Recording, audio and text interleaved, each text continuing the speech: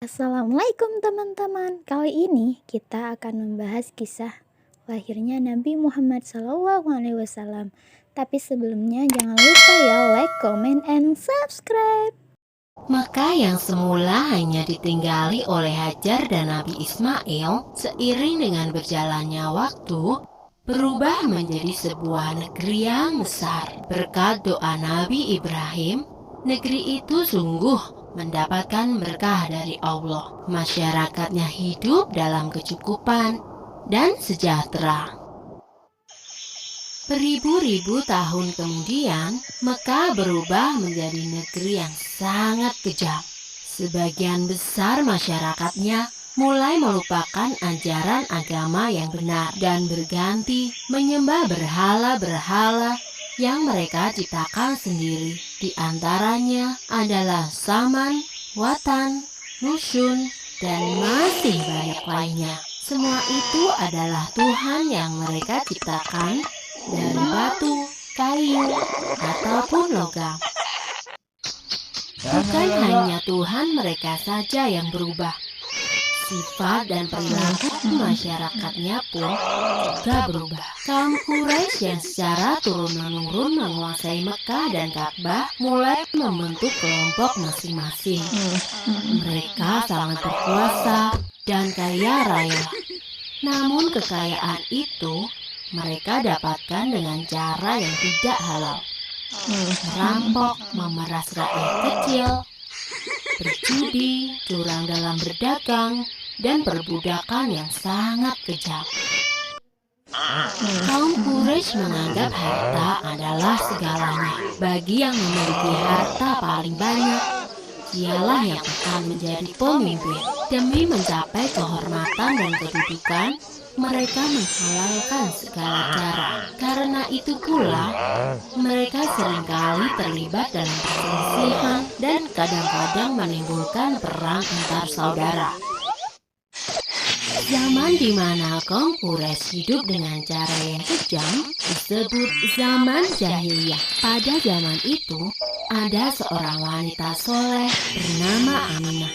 Suaminya bernama Abdullah. Pada saat Aminah mengandung, sang suami jatuh sakit dan akhirnya pun meninggal dunia. Aminah merasa sangat sedih karena harus hidup sendirian. Pada suatu malam, ia bermimpi melihat bulan jatuh ke pangkuannya.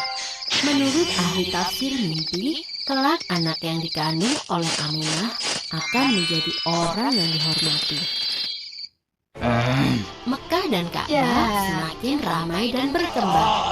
Orang dari segala penjuru selalu berkunjung ke Mekah untuk beribadah dan juga berdagang. Kemajuan Mekah membuat Abraha, seorang gubernur di Yaman, merasa kesal. Ia telah membuat rumah ibadah yang jauh lebih besar dan lebih megah daripada Ka'bah. Namun, tidak ada satupun orang yang mau beribadah di Yaman. Abraha lalu memerintahkan agar semua pasukannya bersiap-siap. Mereka akan menyerang Mekah dan menghancurkan Ka'bah. Abraha dan pasukan bergajahnya menyerbu Mekah dengan penuh kesombongan. Ketika ia akan menghancurkan Ka'bah, tiba-tiba datang ribuan burung ababil. Burung-burung itu membawa batu-batu berapi dari neraka. Kemudian, batu-batu itu dilemparkan ke arah pasukan gajah Abraha. Dalam sekejap mata, pasukan Abraha berhasil dikalahkan dan Ka'bah pun dapat diselamatkan. Tahun itu kemudian disebut dengan Tahun Gajah.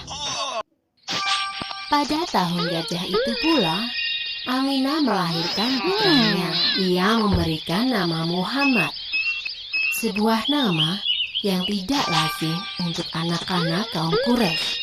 Ialah Nabi Muhammad, Nabi terakhir yang diutus oleh Allah. Ia dilahirkan pada hari Senin 12 Rabiul Awal Tahun Gajah. Selesai. Sumber dalam Al-Quran terdapat dalam surat Al-Fil ayat 1-5 yang artinya, apakah kamu tidak memperhatikan bagaimana Tuhanmu telah bertindak terhadap tentara bergajah? Bukankah dia telah menjadikan tipu daya mereka untuk menghancurkan Ka'bah itu sia-sia? Dan dia mengirimkan kepada mereka burung yang berbondong-bondong, yang melempari mereka dengan batu berasal dari tanah yang terbakar. Lalu dia menjadikan mereka seperti daun-daun yang dimakan